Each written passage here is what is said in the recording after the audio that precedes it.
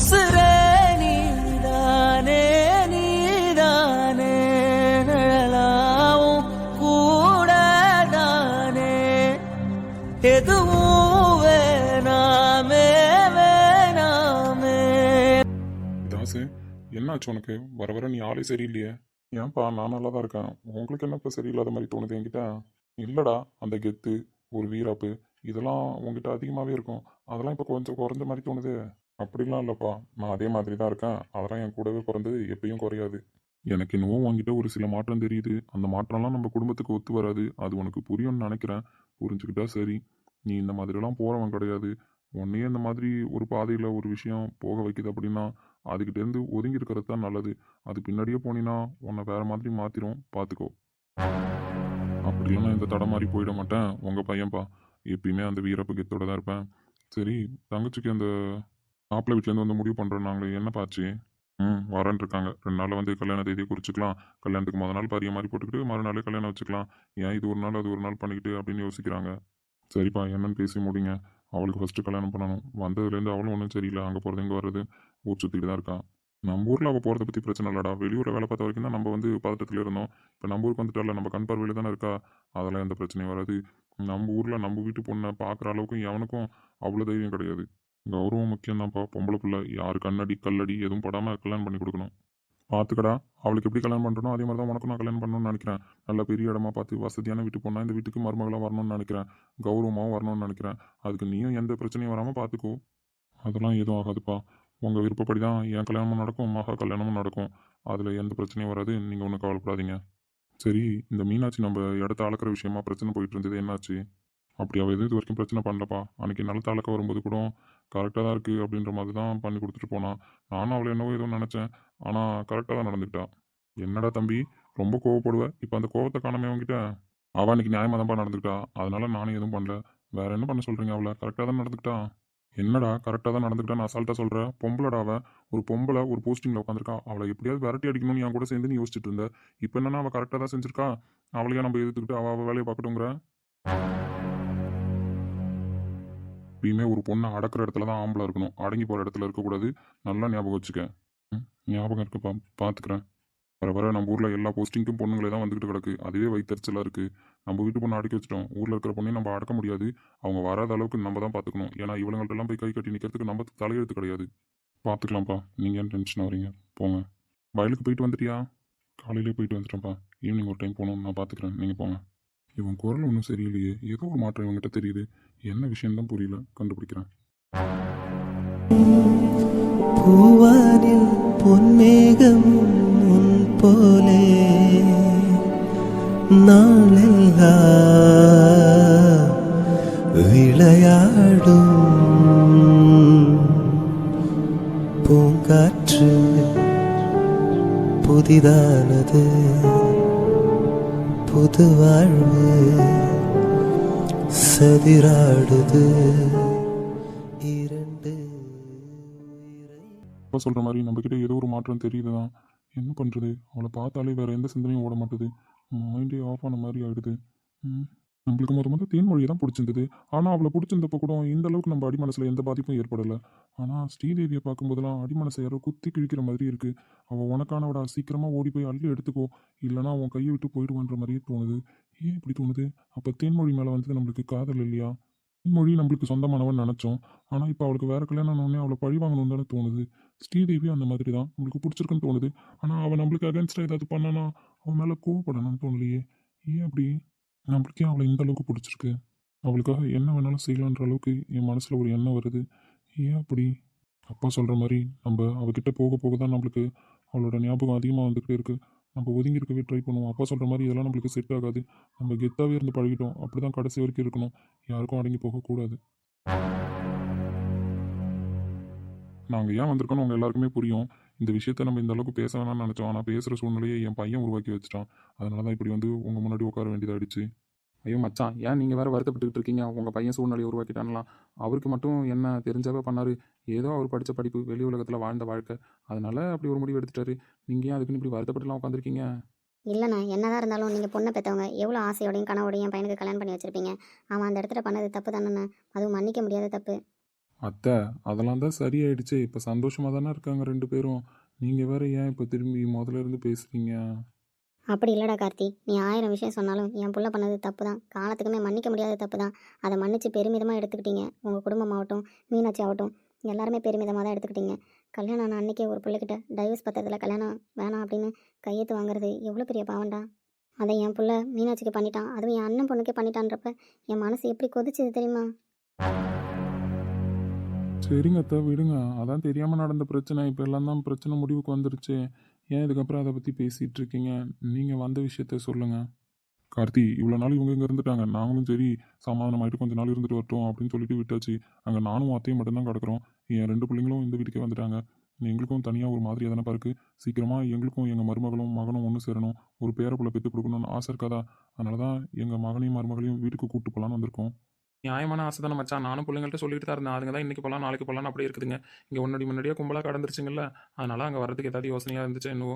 நீங்கள் தான் வந்துட்டீங்கல்ல, கையோட கூட்டிகிட்டே போங்க, ஒன்றும் பிரச்சனை கிடையாது. வேணும்னா அங்கேயும் இங்கேயும் மாற்றி மாற்றி இருந்துக்கிட்டோம் பிள்ளைவோ கொஞ்ச நாள். ஐயோ மாப்பிள்ள, இன்னைக்கு தான் அத்தைக்கிட்ட முட்டை குழம்பு வச்சு கேட்டீங்க. இன்னையோட வீட்டை காலி பண்ணிட்டு போறதுனால தான் அத்தைக்கிட்ட முட்டை குழம்பு வச்சு கேட்டீங்களா மாப்பிள்ள ஆசையா? ஐயோ அத்தை, உங்களை விட்டு போகிறத எனக்கு ரொம்ப வருத்தமே. உங்களோட பேச்செலாம் யாருக்குமே வராது. உங்களை விட்டு போகிறதுக்கு தான் நான் ரொம்ப வருத்தப்பட்டுட்டு இருக்கேன் அத்தை. நானே டெய்லி வந்து உங்களை பார்த்துட்டு போகணுன்னு எவ்வளோ ஆசையாக இருக்கேன். நீங்கள் என்னடானா நான் போகிறதுக்கு இவ்வளோ கஷ்டப்படுறீங்க. பக்கத்தில் தானே இருக்கேன். டெய்லி வந்து உங்கள் கையில் ஒரு காப்பி குடிச்சிட்டு போகிறேன்னு. என்ன மாப்பிள்ள, நீங்க 1000 சொன்னாலும் என் மனசு ஒப்ப மாட்டுதே.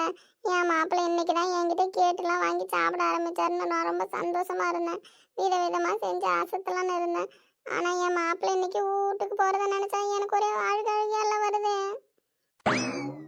எம்மா ராசாத்தி, மருமவளை, உன் மருமவனும் மகளும் வாழ்க்கை ஆரம்பிக்கிறதுக்கு தான் போகிறாங்க. கூடிய சீக்கிரம் குட்டி காத்தி மாதிரி குட்டி மீனாட்சி வர வேணாமாத்தா? அதனால் அவங்கள சந்தோஷமாக அனுப்பி வை. 2 பேரும் போயிட்டு வரட்டும்னு அப்பப்போ இங்கே வந்துட்டு தான் போகிறாங்க. நீ ஏண்டி வருத்தப்பட்டு கிடக்குற? அத்தை, அப்படியா? அவங்க நல்லபடியா வாழ்க்கை ஆரம்பிக்க தான் போறாங்களோ? அப்ப மாப்பிள்ளையும் பொண்ணும் அப்பப்ப இங்க வருவாங்கல்ல? அத்தை, நான் தினமும் வந்து அத்தை கையில் காப்பி குடிச்சிட்டு போகணும்னு தான் சொல்லியிருக்கேன்ல. கண்டிப்பாக வந்துடுவேன். எனக்கு சேர்த்து டெய்லி காலைல காப்பி போட்டு வைங்க. நான் வந்து உங்கள் கையில் காப்பி குடிச்சிட்டு தான் வீட்டுக்கே போவேன், சரியா? உங்களுக்கு ஏதாவது வேணும்னா இந்த அத்தைக்கிட்ட கேளுங்க மாப்பிள்ள, உடனே செஞ்சு எடுத்துட்டு வந்துடுறோம் உங்களுக்கு. கண்டிப்பாக அத்தை. இத்தனை நாள் ஒரு புள்ள மாதிரி என்னை எப்படி பார்த்துக்கிட்டீங்க. உங்களை விட்டு போகிறதுக்கு எனக்கும் கஷ்டமாக தான் இருக்குது. நீங்கள் ஒன்றும் வருத்தப்படாதீங்கண்ணே, கண்டிப்பாக வந்துடுறேன். ஏடி ராசாத்தி, ஓவரா தான் பண்ணுறடி. மூஞ்ச கொஞ்சம் சிரிச்ச மணிக்கு வைடி. இந்த மாதிரியை வச்சிருந்தா பிள்ளைவ எப்படி சந்தோஷமாக போவோம் இங்கேருந்து? எம்மா, அவள் பக்கத்து தெருவுக்கு தானே போகிறா. அப்பப்போ வந்துட்டு போகிறா. அதுவும் மீனாட்சி போகிறத நினச்சி நீ வருத்தப்படல. உன் மருமவன் போகிறத நினச்சி தான் வருத்தப்பட்டுட்டு இருக்கல்ல நீ. இல்ல தம்பி, நீயே ஆகட்டும், உன் தங்கச்சி மீனாட்சி ஆகட்டும், ஒரு வார்த்தைக்கு மேல அம்மா ஏதாவது கேட்டா அப்படின்னா கடுகடுன்னே பேசி பழகிட்டீங்க. ஆனா என் மருமகளும் ஒரு வார்த்தை என் மனசு கொன்ற மாதிரி பேசுனது கிடையாது தெரியுமா? இந்த அத்தை எத்தனை வாட்டி ஒரு விஷயத்த கேட்டாலும் அத்தனை வாட்டி எனக்கு புரிய வைக்க தாண்டா முயற்சி பண்ணியிருக்கு. அதை தாண்டி ஏத்த இப்படி கேட்டு என்ன சாவடிக்கிறீங்க அப்படின்லாம் உங்களை மாதிரி கேட்டதில்ல தெரியுமா? என்னை பொறுத்த வரைக்கும் என் மருமவளும் சரி என் மருமவனும் சரி எனக்கு கிடைக்கிறதுக்கு நான் கொடுத்து வச்சிருக்கணும். இந்த அம்மாவை அதுங்க 2 தான் ரொம்ப சந்தோஷமா பார்த்துக்குச்சு உங்க 2 பேரை விட. டி ராசாத்தி, உன் மனசுக்குள்ளே இம்மாத்திரம் இருக்காடி. நீ ஏதோ வெள்ளாட்டா பேசிட்டு கிடக்குற அப்படின்லாம் நினச்சேன். உன் மருமவ மேலேயும் இவ்வளோ பாசம் வச்சிருக்கியா? இதுங்க 2ம் உன் மனசில் அவ்வளோ இடம் பிடிச்சிருச்சாடி? ஆமாத்த, என் மருமவனும் என் மனசு கோணாம தான் நடத்துக்கிட்டாரு, என் மருமவ மாதிரியே. அதனால அவர் போகிறது எனக்கு ரொம்ப வருத்தமாக தான் இருக்கத்த. அண்ணி வருத்தப்படாதீங்க. வந்து 2 நாள் இருந்துட்டு கூட திருப்பி வந்து 2 நாள் இங்கே இருக்கட்டும். உங்களை மாதிரியே எங்களுக்கு எங்கள் பிள்ளை எங்கள் கூட இருக்கணும்னு ஆசை இருக்கலாம் அண்ணி. அதனால தான் கூட்டிட்டு போகிறோம். நீங்கள் ஒன்றும் வருத்தப்படாதீங்க. சரி அண்ணி, நீங்கள் இவ்வளோ தூரம் சொல்கிறதுனால நான் அனுப்பி வைக்கிறேன். என் மருமவனை 2 நாளில் அனுப்பி வைங்க. எம்மா, அப்போ தங்கச்சி போகிறத பற்றி உனக்கு வருத்தம் கிடையாது அப்படித்தானே? ஏண்டா, என் மொவ போறான்ற வருத்தம் எனக்கு இருக்குடா. ஆனால் என் மருமவன் அதை விட நல்லா பேசுவாருடா என்கிட்ட. எனி டைம் அத்தை அத்தை அத்தைன்னு கூப்பிட்டுக்கிட்டு நிற்பாரு. மருமவன் இல்லைன்னா வீடு வேறு சொன்னல இருக்கும். அது சரி. எந்த ஊர்லேயாவது நடக்குமாமா இந்த கூத்து? இந்த வீட்டில் மட்டும்தான் நடக்கும். வீடு கார்த்தி, என் பையன் அவங்கள அவ்வளோ புரிஞ்சு வச்சுக்கிட்டு பேசினான்றதை கேட்கும்போது எனக்கு சந்தோஷமாக தான் இருக்குது. யாருக்கிட்டையும் அவ்வளோ சீக்கிரம் பேச மாட்டான், அமைதியாகவே தான் இருப்பான். இங்கே வந்ததுக்கப்புறம் அவன் இந்த மாதிரிலாம் இருந்திருக்கான்றதை கேட்கும்போது எங்களுக்கே ஆச்சரியமாக தான் இருக்குது. பரவாயில்லையே, ஆகாஷ் என் தங்கச்சி மனசில் இவ்வளோ இடம் பிடிச்சிருக்கானே. ஆமாம் மச்சான், ராசத்தி யார்கிட்டையும் அவ்வளோவா பேசாது. ஆனால் என் மருமவளும் வந்ததுக்கப்புறம் அவள் டோட்டலாக மாறிட்டா. 2 பேர்கிட்டையும் பேசுகிற விதம் இருக்குது, அவ்வளோ சூப்பராக இருக்கும். 2 பேர் இல்லைன்னா தவிச்சு போயிடுவா. என் பிள்ளைங்க 2 இந்த அளவுக்கு என் அண்ணி மனசில் இடம் பிடிச்சிருக்குதுவோ. நல்லா தெளிவாக இருக்கிறவங்க ஒருத்தவங்க சொன்னால் கூட அதெல்லாம் பேருக்கு சொல்கிறாங்கன்னு நினைக்கலாம். எங்கள் அண்ணியே ஒரு வெகுளியான ஆள். அவங்க மனசுல என் பிள்ளைங்க 2 இடம் பிடிச்சிருக்குன்னா அப்போ எந்த அளவுக்கு அவங்களும் பாசமாக பார்த்துருப்பாங்க. இதுங்களும் அது அவங்கக்கிட்ட பாசமாக இருந்திருக்குங்க. கேட்கவே ரொம்ப சந்தோஷமாக இருக்குண்ணே. அத்தை நீங்கள் இப்படியே மூஞ்சி வச்சிருந்தீங்கன்னு வச்சுக்கோங்களேன், அப்புறம் டெய்லி வந்து உங்களை பார்க்க மாட்டேன். நீங்கள் இப்போ சிரிச்சுக்கிட்டே நான் போயிட்டு வான்னு சொன்னாதான் நான் டெய்லி வந்து உங்களை பார்ப்பேன். ஆ அப்படியா மாப்பிள்ள? நான் சிரிச்சுக்கிட்டே சொன்ன டெய்லி வந்து என்ன பாப்பீங்களா? ஆமாத்த, நீங்கள் இப்போ சிரிச்சுக்கிட்டே பேசுங்களா. போதுமா மாப்பிள்ள இப்ப? போதுங்க அத்தை இப்போ. என்ன மருமவளே, கிளம்பலாமா? ம், கிளம்பலாம் தான். என்ன என் மருமகன் மூஞ்சி ஒரே வாட்டமா இருக்கு? ஏமா இன்னும் 2 நாள் வேணா இருந்துட்டு வரியா? நீங்கள் வேற அப்படிலாம் இல்லை. எங்கள் அம்மா பேசுனதை நினச்சி நானே ரொம்ப உறைஞ்சு போய் தான் இருக்கேன். எங்கள் அம்மா இந்த அளவுக்குலாம் எதுக்கும் ஃபீல் பண்ணதே கிடையாது. ஆனால் அக்ஷயா வந்ததுக்கப்புறமும் இவர் வந்ததுக்கப்புறமும் அவ்வளோ ஜாலியாக சிரித்து பேசிகிட்டு இருக்காங்க. அவங்க இந்த அளவுக்கு இவர் மேலே பாசம் வச்சுருப்பாங்கன்னு எனக்கு இப்போ தான் தெரியுது. என்னையும் எங்கள் அண்ணனையும் தாண்டி ஒரு பாசம் வச்சுருக்காங்க. அவங்க குழந்தைத்தனமான மனசு, அதையே இவர் புரிஞ்சுட்டு நடந்துருக்காரு. என்ன நடந்தாலும் புருஷனை விட்டு கொடுக்காம பேசுகிற பற்றியா? விட்டு கொடுக்காம பேசுறதுக்குன்னு இல்லத்த, குழந்தைத்தனமாக இருக்கிறா அவங்க மனசில் இந்த அளவுக்கு பாசம் வந்திருக்கு அப்படின்னா அவர் நடந்துக்கிட்ட விதம் தானே காரணம். இனிமேல் எந்த பிரச்சனையும் எல்லாரும் 2 பேரும் ஒருத்தவங்க புரிஞ்சுக்கிட்டு நல்லபடியாக வாழ்க்கை நடத்துவீங்க. அதில் நாங்கள் நம்பிக்கையாக இருக்கலாம். அப்படிதானம்மா? அப்படிதான் மாமா, அவரை பற்றி எனக்கு முழுசாவே புரிஞ்சிருச்சு. அவர் தெரியாமல் பண்ண தப்பு தான் அது. அவர் தெரிஞ்சலாம் யாருக்கும் எந்த கெடுதலும் நினைக்க மாட்டார். அது எனக்கு நல்லாவே புரிஞ்சிருச்சு. ரொம்ப சந்தோஷமா. சரி, எல்லாருக்கிட்டையும் சொல்லிட்டு கிளம்பு போவோம். உண்மையிலே எங்கள் அம்மா இந்த அளவுக்கு பாசமாக அக்ஷயா மேலேயும் ஆகாஷ் மேலேயும் இருப்பாங்கன்னு நான் நினச்சி கூட பார்க்கலத்த. அந்த அளவுக்கு 2 பேருமே எங்கள் அம்மாவை புரிஞ்சு நடந்துக்கிறாங்க. நாங்கள் கூட ஒரு விஷயம் சொல்லுவோம், அதுக்கப்புறம் அதை பொறுமையாக எடுத்து சொல்ல மாட்டோம். அக்ஷயாவாகட்டும் ஆகாஷ் ஆகட்டும் அந்த அளவுக்கு 2 பேரும் எடுத்து சொல்லி அம்மாவை ஜாலியாக வச்சுருக்க தான் எப்பயுமே முயற்சி பண்ணுவாங்க. அக்ஷயாவையும் சரி ஆகாஷையும் சரி 2 பேரையுமே நல்லபடியாக வளர்த்துருக்கீங்க. அவர் வேலை பார்க்குற இடம், அவர் படித்த படிப்பு இதெல்லாம் தான் அவர் அந்த பக்கம் நோக்கி போகணும்னு நினச்சதே தவிர மற்றபடி மீனச்சை பற்றி தெரிஞ்சுதுன்னா அவர் இந்த மாதிரி முடிவுலாம் எடுத்திருக்க மாட்டார். அவர் மனசு அறியாமல் பண்ண தப்பு தான். எங்களுக்கு ரொம்ப சந்தோஷமாக இருக்குது. அக்ஷயா இந்த வீட்டுக்கு மருமகளாக வந்ததும் சரி, ஆகாஷ் எங்கள் வீட்டுக்கு மருமகனாக வந்ததும் சரி, நாங்கள் கொடுத்து தான் வச்சுருக்கணும் 2 பேருக்குமே. ஏ கார்த்தி, பெரிய வார்த்தைலாம் சொல்லாத. எப்பவும் எல்லாரும் சந்தோஷமா இருப்போம். என்னையா? கண்டிப்பாக மாமா. சின்னஞ்சிறு கூட்டுக்குள்ள சொர்க்கம் இருக்கு. அட சின்ன சின்ன அன்பில் தானே ஜீவன் இன்னும் இருக்கு. பட்டாம்பூச்சி கூட்டத்துக்கு வட்டாயதுக்கு. ஏன் வருத்தமாக இருக்கான்னு எனக்கு தெரியல மீனாட்சி. என்னதான் நீ வெளியில் சொல்லிக்கலனாலும் கார்த்தி வெளியில் சொல்லிக்கலனாலும் அவனை பிரிஞ்சு வர்றது உனக்கு கஷ்டமாக தான் இருக்கும். முத தடவை கல்யாணம் பண்ணிட்டு வரும்போது எந்த எதிர்பார்ப்புமே இல்லாமல் தான் வந்தேன். ஆனால் எனக்கு தெரிஞ்ச அளவுக்கு இப்போ தான் நம்ம 2 பேருமே புதுசாக கல்யாணம் பண்ணிக்கிட்டு எங்கள் வீட்டுக்கு வாழ்க்கையை ஆரம்பிக்கிறதுக்காக போகிறோம். முழுசாக நீ என்னை நம்பி வர, உன் அண்ணனோட இயக்கமும் உன் குடும்பத்தோட இயக்கமும் வராமல் கண்டிப்பாக நான் பார்த்துப்பேன். அதே மாதிரி அவனும் உன்னை பிரிஞ்சிருக்கிற மாதிரி சூழ்நிலை வராது. நீ எப்போவும் அவன் கூடவே இருக்கிற மாதிரி கண்டிப்பாக ஒரு நிலைமை வரும். உன்னை முழுசாக பிரித்து கூட்டு போக மாட்டேன்டி உங்கள் அண்ணன்கிட்ட இருந்து. அவன் கூட தான் நீ இருப்ப.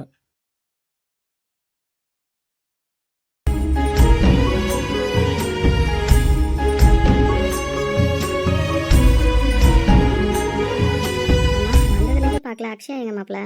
இப்பதான் நீ தூங்கிட்டு இருக்கா. குட்டி கார்த்திக்கு தூக்கம் வந்துருச்சு போல. அதான் என் மருமவளுக்கும் தூக்கம் வந்துருச்சு. என் மருமவளை டிஸ்டர்ப் பண்ணா குட்டி கார்த்தியை டிஸ்டர்ப் பண்ற மாதிரி இருக்கும். அதெல்லாம் நாங்க பாத்துக்கிறோம்.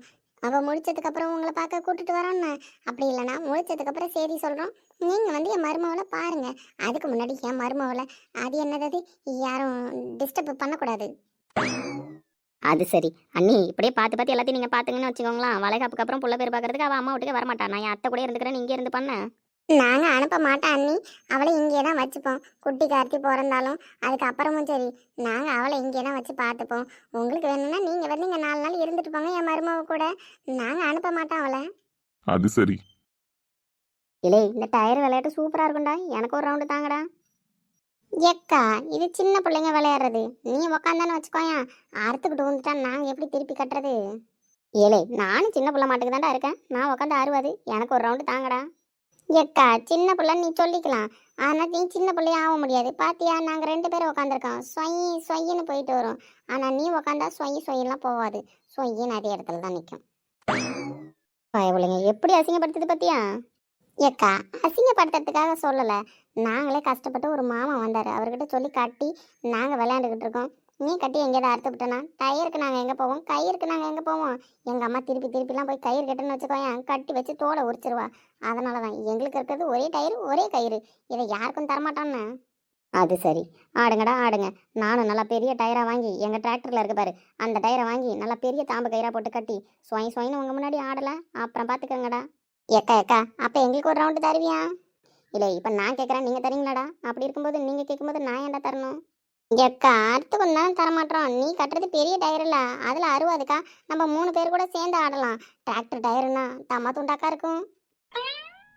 போனா போது 2 பேரும் பார்க்க பாவமா தான் இருக்கீங்க. அதனால நான் டயர் கட்டும்போது உங்களை கூப்பிட்றேன்னு. எக்கா கண்டிப்பா கூப்பிடுண்ணா.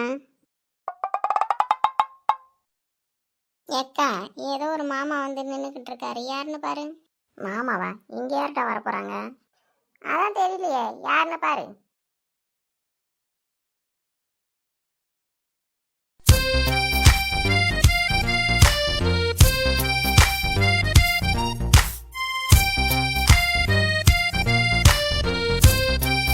என்ன சார் இந்த பக்கம்? என்னது சாரா? என்ன ரொம்ப அடக்கமாக பேசுகிற மாதிரி இருக்கு இன்னைக்கு?